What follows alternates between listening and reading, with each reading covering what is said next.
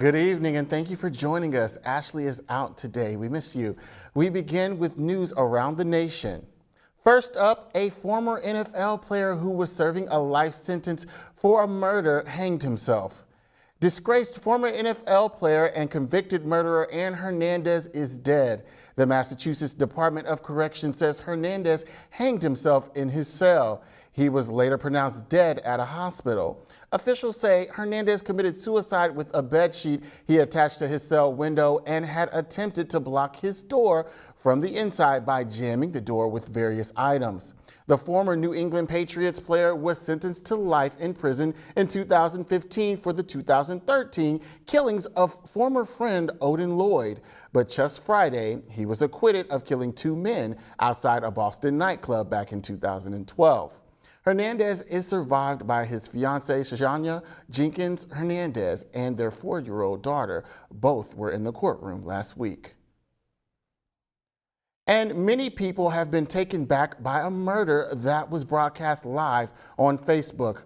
The man who's accused of murder, then posting the video of it on Facebook, is dead. State police say Steve Stevens was found Thursday in Erie County, Pennsylvania. After a brief pursuit, Stevens shot and killed himself. Stevens was wanted for killing Robert Godwin in Cleveland, Ohio, as Godwin was walking home from an Easter meal. Stevens then posted the video of the murder on Facebook. Seconds before the shooting, Stevens asked Godwin to say the name of a woman believed to be associated with the suspect. Stevens said, "She's the reason why this is about to happen to you." Now for some local headlines. Over at FAMU, a punch is heard around campus. Corey Dunham, the building manager for Florida A&M Pharmacy School, has been placed on leave for reportedly punching one of his bosses in the face, leading to a broken nose injury. Dunham was arrested Thursday after he admitted to punching James Moran, the College of Pharmacy and Pharmaceutical Sciences Director of Professional Development Services. Moran told FAMU PD that he and Dunham were disputing over a work project that Dunham became upset about. Moran accounts that as he was on his cell phone, Dunham punched him in the face. Dunham's account largely echoes Moran's. Dunham was taken to the Leon County Jail where he was released on bond. Uber, Lyft, and other ride-hailing companies are pushing for Florida lawmakers to pass legislation to regulate the ride-hailing industry. Brea Hollingsworth joins us now live with more on the story. Brea? Yes, Damon, it looks like those ride-sharing services might come through after all. Senate Bill 340, a bill geared toward ride-sharing services, will make its way to the Florida House on Thursday. The bill will require stricter background checks on ride-sharing drivers, as well as charge companies $1 million in auto insurance coverage. Lastly, the bill will require taxi services to charge an equal amount.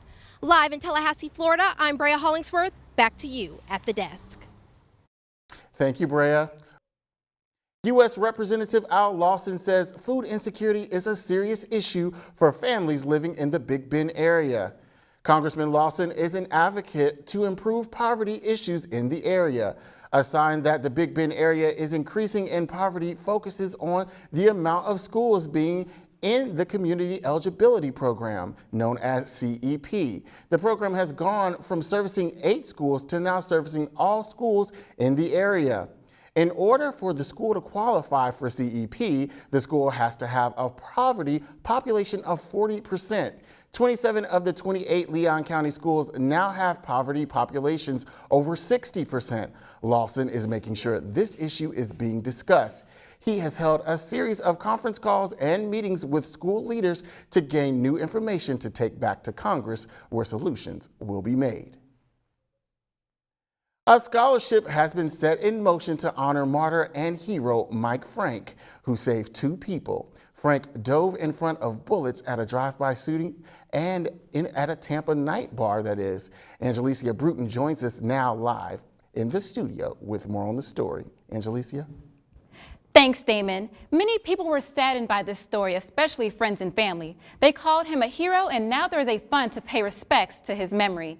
The scholarship will go to minority and immigrant students who mirror Frank's selflessness and dedication to scholastic achievement. His girlfriend hopes that the scholarship will create more mics and encourage minority students. The scholarship has nearly $8,000 raised towards its $25,000 goal. Donations will end December 31st, and to donate, go to www.spark.fsu.edu and search Mark Frank, spelled F-R-A-N-C-K, Scholarship Fund, and click the first option. I'm Angelicia Bruton. Back to you, Damon, at the desk. Thank you, Angelicia. Over at Florida A&M, faculty members are making strides to educate the student body about solar power. The School of Architecture and Engineering Technology unveiled the solar pod structure created by FAMU professor Oliver Shamil.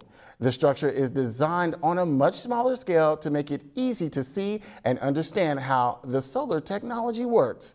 Devices such as laptops and cell phones can be charged with the pod, which absorbs and stores energy from the sun even on cloudy days. The school plans to move the pod to a more central location on campus so more students and faculty can see the structure. We'll have that and more after the break. This is David. Introducing a mobile application that can open up an entire new world for the orange and green faithful, with the ability to check out the latest in-campus news, events, athletic scores, and much, much more. Specifically designed for the FAMU. Whether it's linking to your class courses from your mobile device, looking through maps to find specific buildings on campus, or just having some fun looking through uploaded videos and photos, a great addition to your mobile FAMU student lifestyle. Get your FAMU app today. Sean Sanders joins us now live in the studio with some entertainment news. Hi, Sean. Thanks, Damon. It is I, your guy, Sean Sanders, keeping you up to date with the latest in entertainment. First off, congratulations are in order to tennis sensation Serena Williams. Let's take a moment to think about how Serena Williams was pregnant when she won her 23rd Grand Slam at the Australian Open. That's right, pregnant. She took the snapshot earlier to announce that she is now 20 weeks along with her first baby. Williams is now set to miss the Wimbledon Cup and the remainder of this year's season. While we're at it, a round of applause for Chance the Rapper. Chance, no stranger to charity and service, has raised over $100,000 for charity at his most recent birthday celebration. On April 16th, the rapper dubbed the event Chance the Birthday, where his entry into the Studio Paris nightclub ranged from $100 to $2,500. All of the proceeds are going to Chance's organization, Social Works. Not only did Chance perform at the event, but surprise performances from T-Pain and Ludacris were all featured as well. The goal of Social Works is to empower the youth through arts, education, and civic engagement. Kudos to Chance. And Fox orders Showtime at the Apollo as a weekly series. The talent competition Showtime at the Apollo will be making its television comeback, with Steve Harvey reprising his role as the host.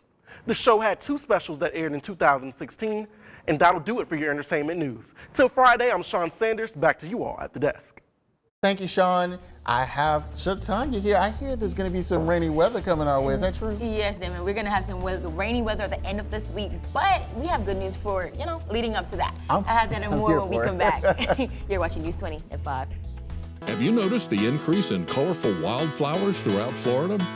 Thanks to sales of the state wildflower license plate, many important projects have taken root. Planting along highways and within communities, educating homeowners about the benefits of native landscaping, nourishing the pollinators that make other crops possible, and researching new ways to protect Florida's unique environment. With the state wildflower license plate, you can help add beauty and color to Florida.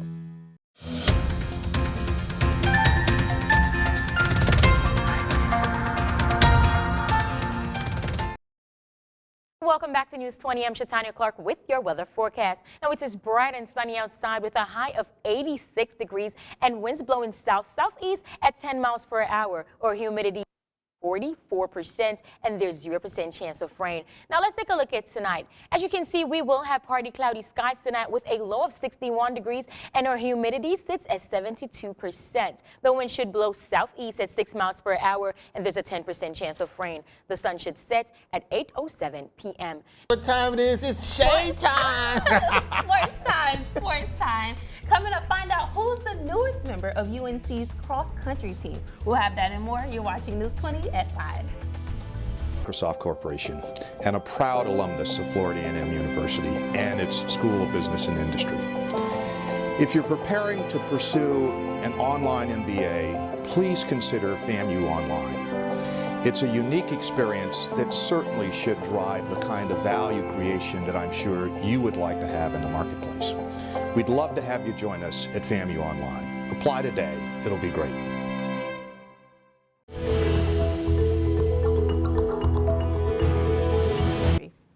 And Florida State alum Nick Minikoff died Monday morning following a recent stroke. The 81-year-old served as the voice for 10 years for FSU's men's basketball and baseball. He was also FSU's football team's public announcer for nearly 25 years.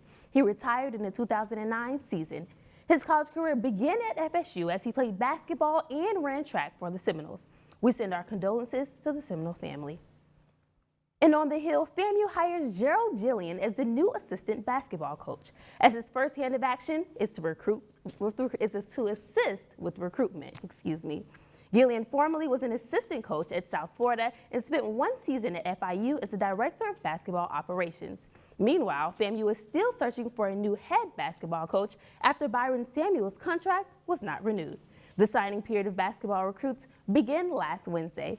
And that's going to do it for your sports today. I'm Shay Simon. Be sure to tune in Friday for the latest in sports. Damon, back to you. Thanks, Shay. Time. Final weather when we return. You're watching News 20 at 5.